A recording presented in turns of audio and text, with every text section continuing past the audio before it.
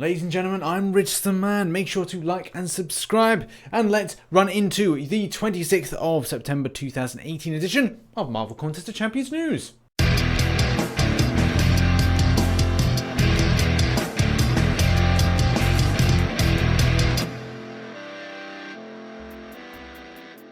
Now, it feels only just yesterday that I was doing Marvel Contest of Champions news, even though it was 2 days ago. The point is, there's a lot of news in the space of 48 hours. Some things I've missed and some things that just come on too strong that they got to be talked about. So let's roll the news. Our first story, and kind of kicking off a kind of trend of Kabam is up to no good with bunny ears. Kabam are up to no good, or are they? Or are they not?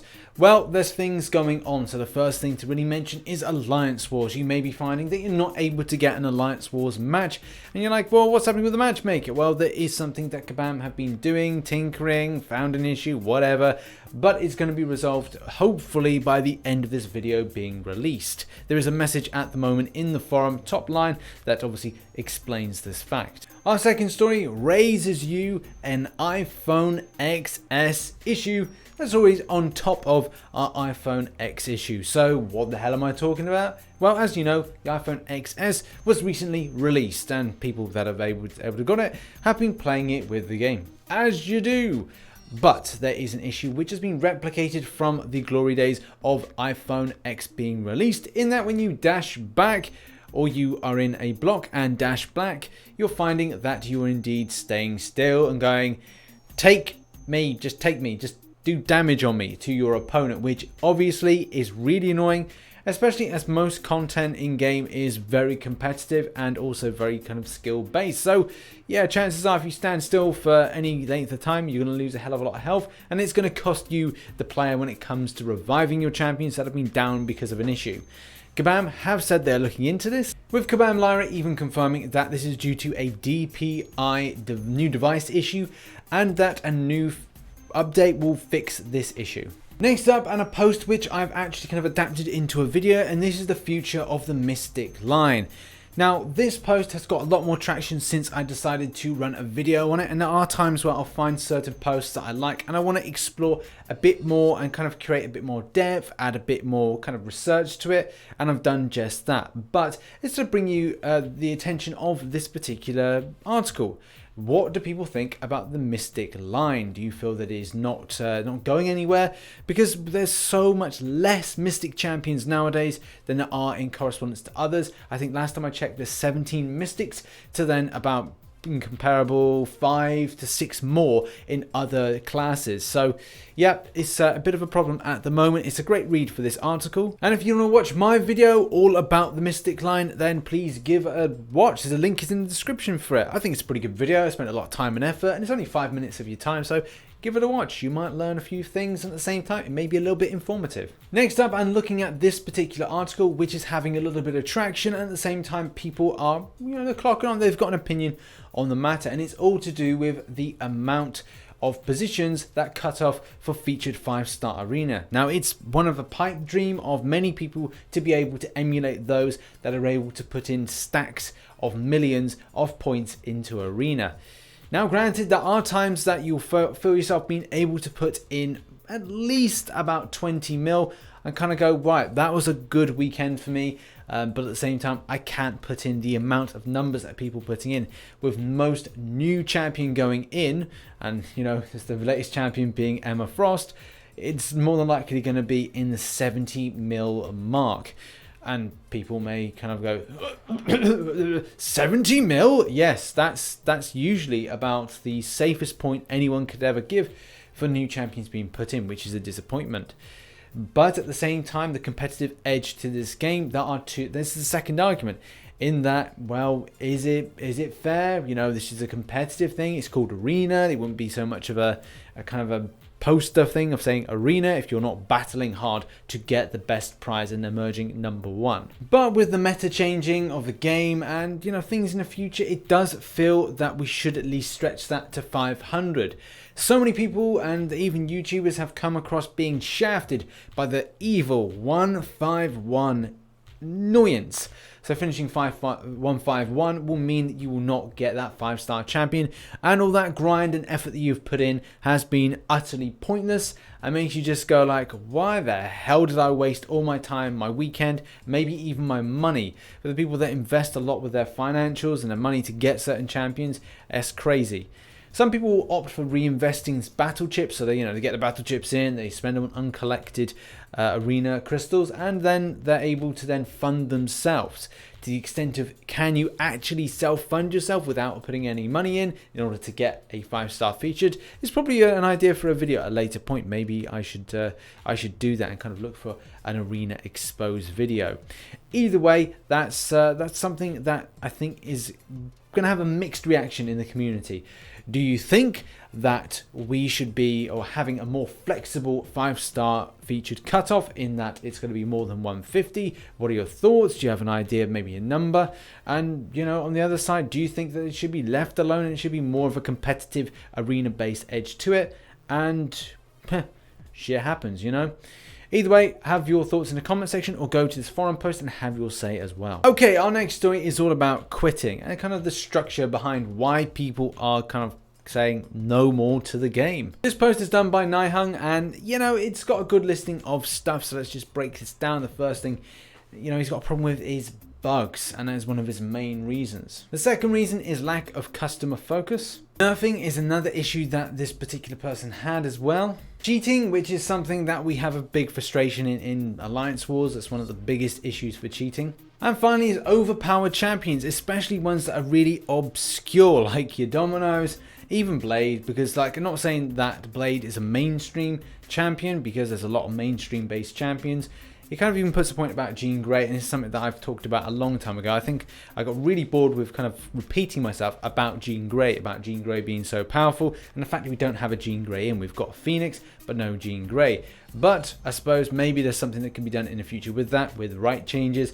Anyway, whatever, that's another story for another day. Either way, I like this post, I like reading it through. If you ever feel like quitting, and this is something that I've been doing over the last 2 weeks, I've actually been taking a kind of semi-retirement from the game, which again, people may find weird because I do content on the game, but I think it's really important to have a downtime away from the game.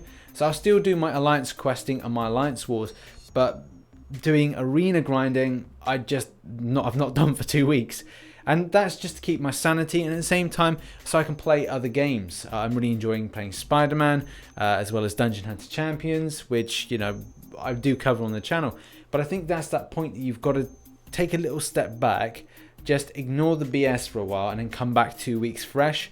And sometimes you may even say to yourself, right, well, I'm not too much invested, but it's up to you. If you're feeling that you're financially tied to the game, you're like, well, I invested in these champions, I invested in my roster, then should I come back and play? That's something up to you, but I think it's important to take a breather away from the game. Maybe just do your AQ and AW, and then say smash out for 2 weeks of an event quest, then come back at a later time. Just do the event quest, uncollected, master and heroic, and then come back in a couple of months or a couple of weeks, and then the game may be feeling a little bit better for you. That's just my 2 cents. If you're ever feeling burnt out, your opinions in the comment section, or if you want to put something on this post, please do. There are a lot of people that responded, some positively towards this, and just a smattering of a little negative. But the strain, people are good in the community. They're strong behind one another, and they do understand the BS from time to time. This then moves me on swiftly, and funny enough, talking about quitting and going to maybe coming back to the game, is this message from Kabam. This one here has kind of gone out to a few people that maybe haven't been playing the game quite as much, or maybe the people that have had a bit of downtime from the game. And so they are gifted with what looks to be a 5-star crystal, and as well a shed load of units, a ridiculous amount of units, which is like tempting by any means. So yeah, Kabam want players back. What does this really mean? Is this something that Kabam are kind of cooking up to get those old players back, saying, hey, this is a nice little taster, we're going to dangle a carrot in front of you and get you to bite back and kind of like come back to the game? I don't know. Like, it's a bit of a good strategy from their behalf, but at the same time, you know, it's a bit too much to kind of throw that out there without some kind of intention. And obviously, we talked about the scheme of the video about what is Kabam up to at the start of this. So yeah, is this something that they're up to? Who knows? Our next story is revisiting something that I really liked when they launched this, and this was a poll about what players are getting from their cinematic crystals. And yes, that's been a little while in the past, but this is quite good information, talking about the extent of pull rates for certain characters. Because at times, I mean, me personally, I have got incredibly salty, unhappy, really angry with the fact that I can't pull anything that's actually any good, and it's all the same rubbish again and again. And it's not something that Kabam have ever buffed, or to buff, or considering to buff. So your She-Hulks, your Falcons, and other champions that aren't going to emulate the same damage as new champions being added to the game. I've gone off on a tangent and I'm ranting a little bit, but this is really good. If you want to find out the percentages of what players were getting after those 5-star cinematic crystals, then this is great information. Though, funnily enough, Iron Patriot was among one of the top ones. But the surprising thing was Wasp, Iron Man, Infinity War, you know, and even Stark Enhanced Spidey were among some of the top ones, which again is just is a bit ridiculous, because I wouldn't say that was down to any kind of great luck, but you just don't know. Like, does this show that it's all legit with the pull rate? Again, don't know with that, but a lot of players did feel quite unlucky. But you're surprised with the amount of people that got Stark Enhanced Spidey. Next arena, well, we've got Luke Cage, and okay, more importantly, we've got Emma Frost. Frosty Knickers herself is going into the arena. The 5-star version, as I said at the start of the video, I think she's going to go for something close to about 70 mil. I think it's going to be a little bit ridiculous. Although Kabam did very well to put out that deal, which meant that did players that maybe intensively grind the arena, did they get it? Don't know, but I think that 70 mil is more than likely to be a logical thing. We'll see on Sunday whether or not I'm absolutely batshit crazy or I'm close to the mark on 70 mil. But the 4-star version, I'd probably say that's going to go quite well. That could go for anything around 14 to pushing to 15 mil. And then we've got Luke Cage, and Luke Cage is the 4-star. We'll probably go for, and as a basic, anything around about 1.7 mil. I'm guessing that may be a little bit generous, and maybe 1.6 will be the amount. It'll be, again, difficult to pinpoint, but I think that'll be what we'll be seeing on Sunday. And another edition of Kabam are up to no good with this here. Actually, I think they're up to something. They're not up to no good, but they're up to something. And that is about hotfix. So this was put in the change log, and you know, I picked up on it. I don't know if anybody else did, but it does say that there's going to be something that's improving the way that they identify logins. So the way that somebody would log into their account will be noted better from Kabam's perspective. Is this going to be a real improvement to the Alliance Wars account sharing type thing, the piloting thing? Is this going to be helpful and positive? I hope so. I really do. If you're a clean player that's playing nice and clean, then you shouldn't be worried. But I'm hoping this kind of pings up on certain things, and this may pick up on certain things that players are trying to get around currently, if you know what I mean. And those people watching that know they're up to no good, are going to be rumbled. And our final story, we've got a My Little Symbiote event. So, Kabam Mike, you rip off Urkai from Lord of the Rings. Now you're ripping off Tamagotchis. Yeah, Tamagotchis. You're ripping off Tamagotchis. Well done, My Little Symbiote. What a load of old balls. So I've got to clean up the poop. I've got to look after this thing on a daily basis. This symbiote, which is going to be like a Tamagotchi.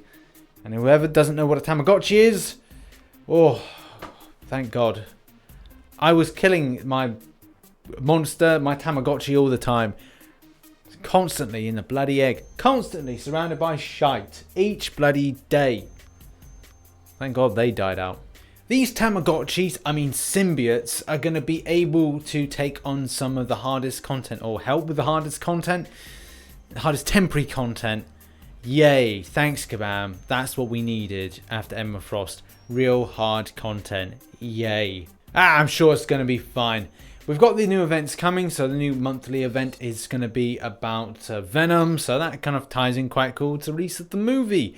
And as well, we've got the occult labs coming in. So there's 2 different things going on that are going to interwork. So hopefully it's a little bit more exciting than the danger rooms, which I did not enjoy. I actually stopped doing danger rooms a while ago. I've actually stopped doing dungeons.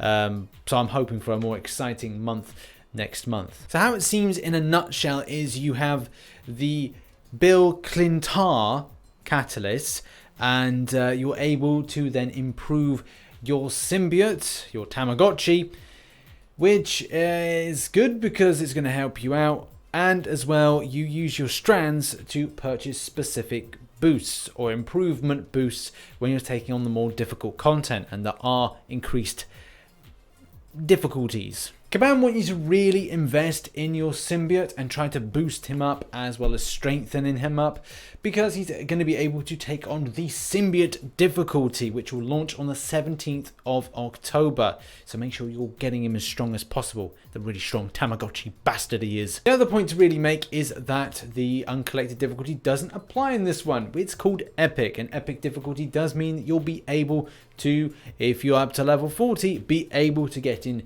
to this particular difficulty for 1 month only. So next month it won't be the case. And mastery, you'll be able to just get into like that without needing to do the necessaries in order to get into it. Needing the key, needing to complete heroic 100%. That's all gone. It's a figment of the past until next month when it's back again.